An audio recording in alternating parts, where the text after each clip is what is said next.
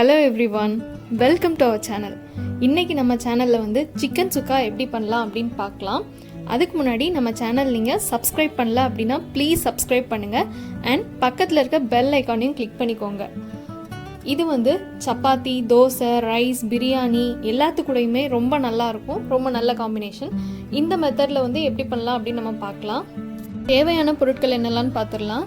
மிளகுத்தூள் அதாவது pepper powder வந்து 1 டேபிள் ஸ்பூன், கரம் மசாலாவும் 1 ஸ்பூன், மிளகாய் தூள் வந்து 1.5 ஸ்பூன் எடுத்திருக்கேன். காஷ்மீரி மிளகாய் தூளாக இருந்தால் நல்ல கலர் கிடைக்கும்.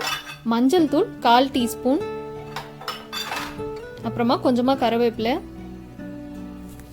இஞ்சி பூண்டு பேஸ்ட் 1 டேபிள் ஸ்பூன், இது கூடவே 1 ஸ்பூன் தயிரும் எடுத்துக்கோங்க. அண்ட் நான் மெஷர்மெண்ட்ஸ் வந்து கீழே டிஸ்கிரிப்ஷன்லேயும் கொடுக்குறேன், செக் பண்ணிக்கோங்க. அடுத்தது வெங்காயம். நான் வந்து 3 மீடியம் சைஸ் வெங்காயம் எடுத்திருக்கேன். ஒல்லியாக கட் பண்ணணும். இந்த ஷேப்பில் வந்து ஒல்லியாக கட் பண்ணி வச்சுக்கோங்க. ஃபர்ஸ்ட்டு நம்ம வெட்டி வச்ச வெங்காயம் எல்லாத்தையும் நல்ல டீப் ஃப்ரை வந்து பண்ணிக்கலாம்.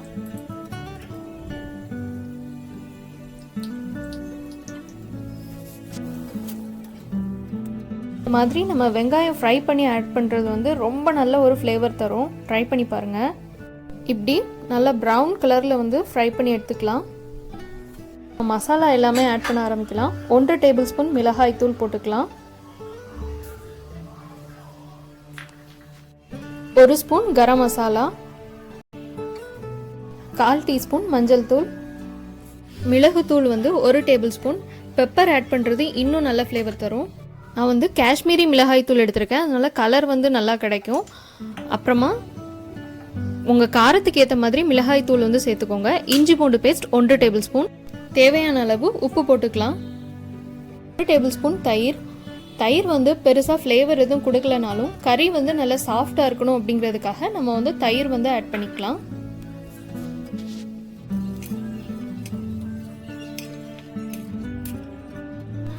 இது கூட கொஞ்சமாக நம்ம கருவேப்பிலை சேர்த்துக்கலாம். நம்ம குக் பண்ணும்போது எந்த இன்க்ரீடியண்ட்டும் ஆட் பண்ண போகிறதில்ல, எண்ணெயில் தான் ஃப்ரை பண்ணி எடுக்க போகிறோம். இந்த மாதிரி கருவேப்பிலையை சேர்த்துக்கோங்க இப்போவே. அப்புறம் நம்ம ஃப்ரை பண்ணி வச்ச அந்த வெங்காயம் இதையும் அது கூட சேர்த்து நல்லா மிக்ஸ் பண்ணி விட்டுக்கலாம். இப்போவே உப்பு காரம் எல்லாம் கரெக்டாக இருக்கான்னு பார்த்துக்கோங்க. ஏதாவது கூட குறைய இருந்தது அப்படின்னா நம்ம அதுக்கேற்ற மாதிரி அட்ஜஸ்ட் பண்ணி போட்டுக்கோங்க. நல்லா மிக்ஸ் பண்ணதுக்கப்புறமா இதுக்கு மேலே நம்ம வந்து எண்ணெய் ஊற்றிக்கலாம். இது வந்து கோகோனட் ஆயிலில் பண்ணால் நல்லாயிருக்கும். ஒருவேளை உங்களுக்கு கோகோனட் ஆயில் அந்த ஃப்ளேவர் வந்து பிடிக்கல அப்படின்னா நல்லெண்ணெயில் பண்ணாலும் இந்த ரெசிபி ரொம்ப சூப்பராக இருக்கும். அதனால் எண்ணெய் ஊற்றிக்கலாம். அப்புறமா இதை ஒரு மூடி போட்டு மூடிட்டு 1/2 மணி நேரத்துலேருந்து 1 மணி நேரம் வரைக்கும் ஊற வைக்கலாம். 1 மணி நேரம் ஆயிடுச்சு.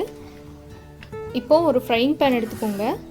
இதில் வந்து கொஞ்சமாக எண்ணெய் வந்து கொஞ்சமாக ஊற்றினாலே போதும். ஏன்னா ஆல்ரெடி நம்ம சிக்கன்ல எண்ணெய் வந்து ஆட் பண்ணியிருக்கோம். அதனால ரொம்ப கம்மியாக இருந்தாலே போதும். நானே அதிகமாக தான் எடுத்திருக்கேன். எண்ணெய் வந்து சூடானதுமே நம்ம ஊற வச்ச சிக்கன் வந்து இதில் அப்படியே போட்டுடலாம்.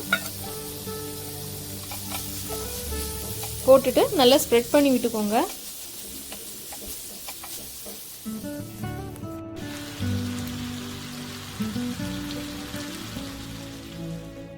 லைட்டாக கலர் சேஞ்ச் ஆக ஆரம்பித்த உடனே நாம் வந்து மூடி போட்டு நல்லா மூடி வச்சிடலாம்.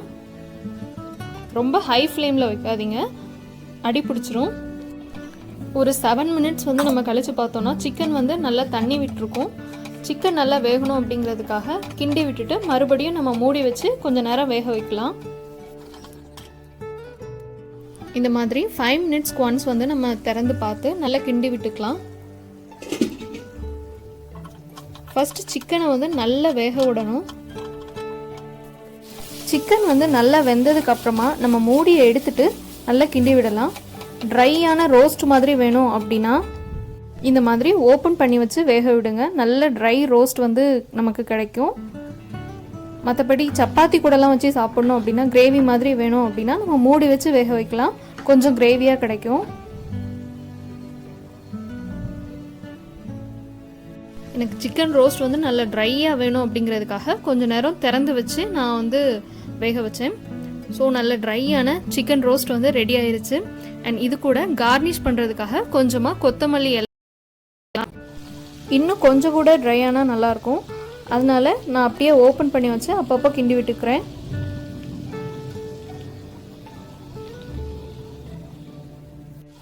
பெப்பர் அண்ட் அந்த வெங்காயம்லாம் நம்ம ஃப்ரை பண்ணி போட்டதுனால இதோட அரோமா வந்து ரொம்பவே நல்லாயிருக்கு. இப்போவே இதை வந்து சாப்பிடணும் போல் இருக்குது. குக் பண்ண தெரியாதவங்க கூட ஈஸியாக பண்ணிடலாம். அண்ட் டேஸ்டியான சிக்கன் சுக்கா இல்லைன்னா சிக்கன் ரோஸ்ட் வந்து ரெடி ஆயிடுச்சு. இதை கண்டிப்பாக உங்கள் வீட்டில் ட்ரை பண்ணி பாருங்கள். ட்ரை பண்ணி பார்த்து கமெண்ட்டில் எப்படி இருக்குது அப்படின்னு சொல்லுங்கள். அண்ட் இந்த வீடியோ உங்களுக்கு பிடிச்சிருந்துன்னா please subscribe, like, share and comment. Thank you so much for வாட்சிங். பை.